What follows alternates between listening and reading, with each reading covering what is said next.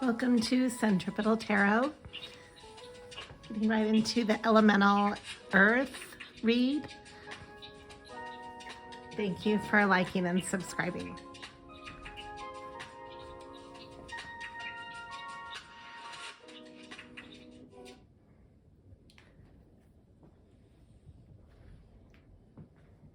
Okay, we're going to get right into the elemental earth read for Capricorn, Taurus, and Virgo. A little behind on the elemental reads, just due to all the technical issues. I had to kind of start all over with the technical side. So, okay, here we are, and the earth has not moved. The slowest moving of the elements, and the most deliberate. So here we go. Going into, I did some animal, I drew from an animal deck again too, and I'll get into those at the end. But this is a really nice reading. So the reoccurring, I'm going to be pulling clarifiers on these too. The reoccurring cards that were coming up more than once, which just holds a stronger pull to the read, basically, or a stronger indication. So we have strength, which is rooted in Leo energy, and that's, let me show this right off the bat. This is how we're starting off for the elemental earth. And it shows a winged lion on this card. This is the Naked Heart Tarot deck. This is strength. So strength embodies so much heart and soul, basically.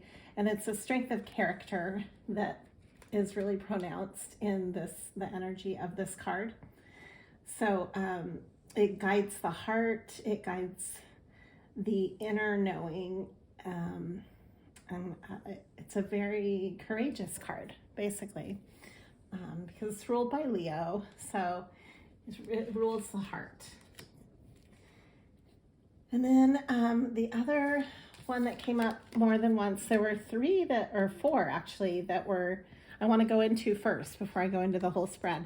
Justice was the other one. You can see the scales here. This is ruled by Libra. And this is a sense of karmic balancing. And then we have the Star. That came out more than once. The Star is a really wonderful card. I love the energy of the Star. It's all about healing. Excuse my voices. I'm still waking up. So this is all about healing and the light of that. The light of healing, the healing light. Okay, and then Temperance. Balancing the head and the heart, balancing the earth and the sky, balancing and tempering that which needs to be balanced. Okay, so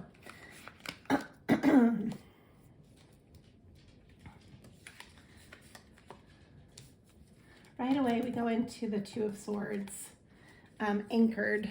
There's an anchor on here. I find that interesting in the picture. I like going off of that because it's anchored in truth. Swords are all about mental and truth. And the Two of Swords, to me, is always a fork in the road, a major decision that you're making between two diverging pathways.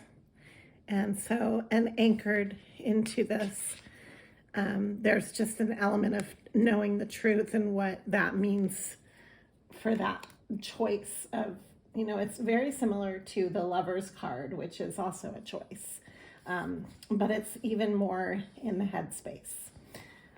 Surrounding that, we have the Moon and the Five of Wands.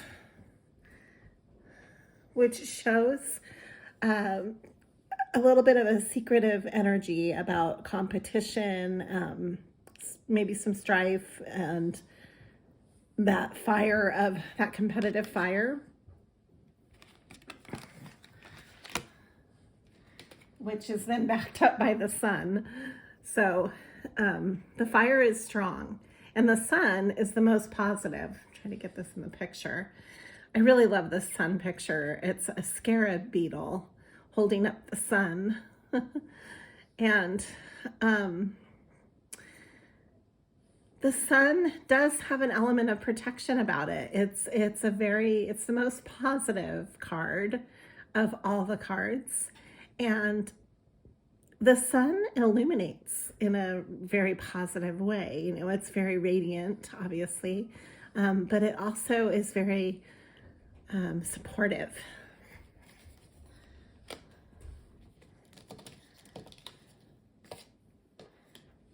It's the good dad of all of the cards. So then we have, going right into Earth itself. This is the Ace of Earth, the beginning of solid toward what? Toward Nine of Cups here. Wish fulfillment. So I would say this is a really nice time for the earth elementals to plant their seeds of manifestation and desires and wishes, because right now you are in an energy where you can support that, and you have the strength, you have the will, and you have a lot of new beginning energies culminating right now. And when I say this, I mean this because not only do you have the Ace of Earth, the Ace of Pentacles, you also have the Ace of Cups, which has everything to do with the emotions and the heart space. And you also have the Ace of Swords, which is all about truth. This is the head space. The Ace of Swords came out twice as well, which is very pronounced. So right now your willpower is probably really high, and you mentally are on your game. So that's great. I'm gonna make sure I'm not overlooking any other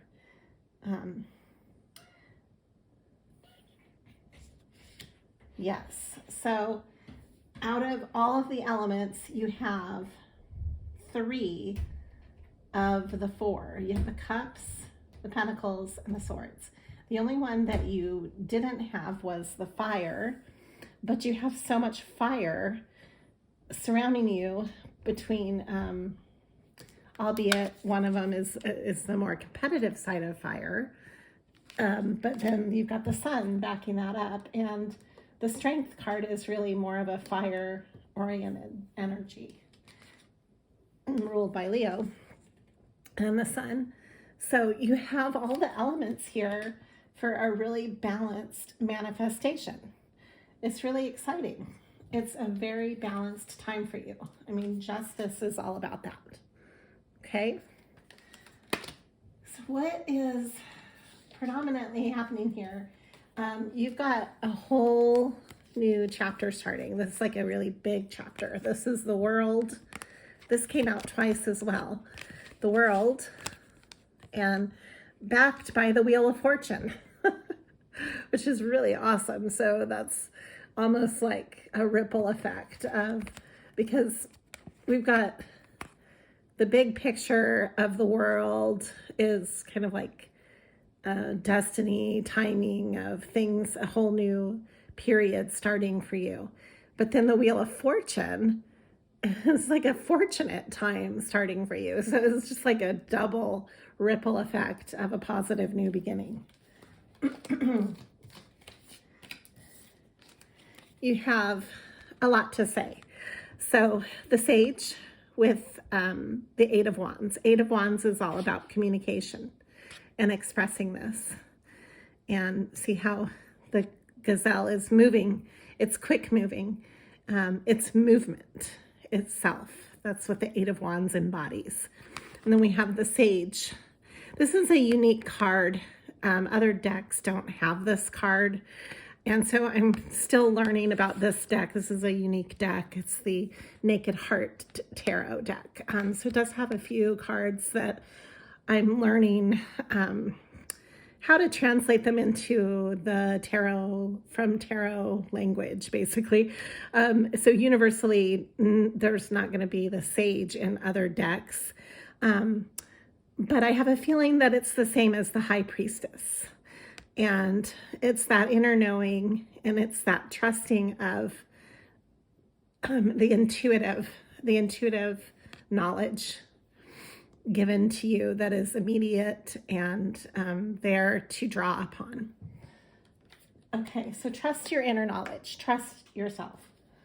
That's really important. It's there for a reason. If you do have any doubts, the only negative cards that are coming up are the Nine of Swords and the Five of Pentacles. This is being left out in the cold, typically is what that card stands for. But you've got the Magician right here with these. The Nine of Swords is kind of coming to a completion with something that has been extremely trying, extremely combative, and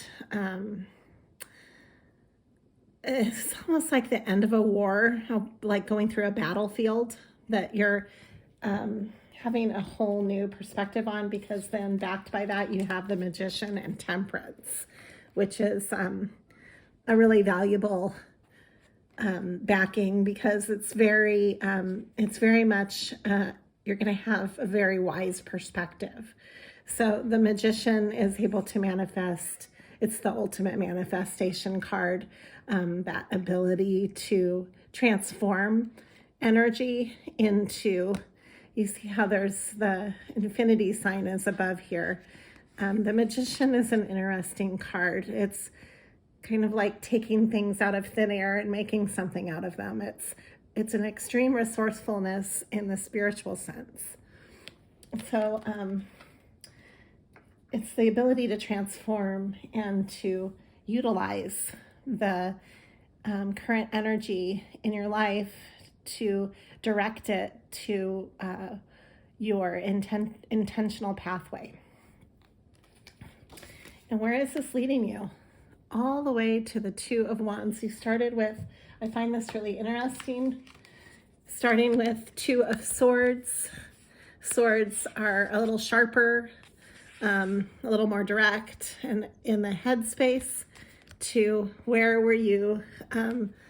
The only thing that you had a lack of beginning in the elements was the fire. Well, now you have this, and it's in a set of a two.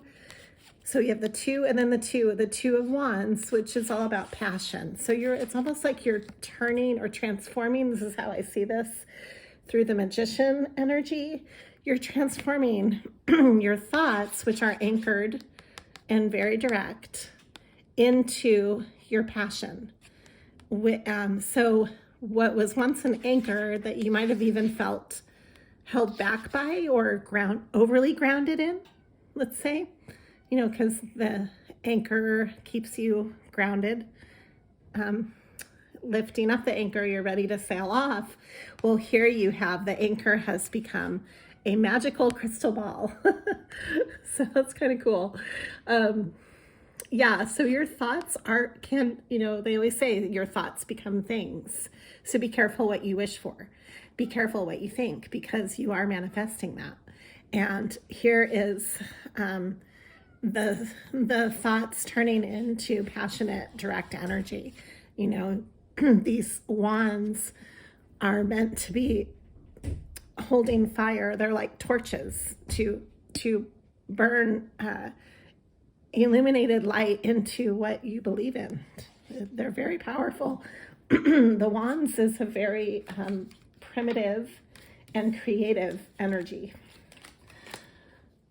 So I have two messages that came through as well. And I'm going to draw some clarifiers on all of these. So the two messages were, I find a deeper meaning and personal growth amid the discomfort. Obstacles are detours in the right direction. So whatever that means, that is the messages that came through for this reading. Okay, and then I'm going to pull some clarifiers. I would like to pull a clarifier on the star. I'm going to pull it on that because overall, that's one of the most overriding elements here is a sense of healing. So for the earth, elemental earth signs, what is going on for what is the star energy all about? Why is this in the reading, and why does earth need to have the elemental earth have this direction with the star? What is guiding earth through the star energy? I'll pull it right here. Oh my goodness, that's crazy. So strength. It came out again, and this is how I'm going to wrap up the reading. So yeah, once again, we're beginning and ending with strength. And strength is, see how she's petting a lion? That's the energy of strength. The ability to take something very powerful and overwhelming, maybe in, an intimidating presence, a lion, a wild lion, but being able to calm, soothe. She's petting the lion's head. So that's the ability of strength, okay, is being able to temper that and to really grasp that, utilizing that energy of strength. It calls upon your deeper knowing and your abilities through your sense of character. So I did draw an animal card for each of the three earth. So let me read those really quick too. Okay, so for Capricorn, I have bat, which is a sense of rebirth. The bats are, the ability to see in the dark and the knowing of getting through the darkness in a really perceptual way, honing in on perception and being aware. And then we have, for Taurus, I have stingray. It's an interesting animal because it fluidly moves through the water. And the water is about your emotional sense, your emotional body. If you notice here too, there's all the chakras are lit up. So I would say this is a very wise, fluid energy with the stingray. And it also has something to do with the nervous system because neurons act very similar to those electrical currents, and the stingray can transmute those and transport those through the water. So I would think that maybe you have a quicker connection with your own intuition right now, might be really high. And then we have the dragon for Virgo.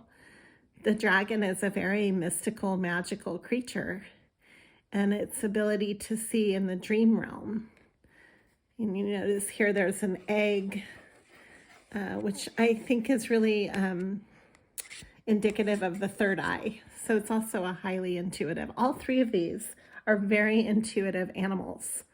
The bat's ability to see in the dark, the stingray to move fluidly through the water with quick electrical energy, and the dragon, which is a fictional animal almost. I mean, there are the dragons now that are, we have real dragons that are, lizard.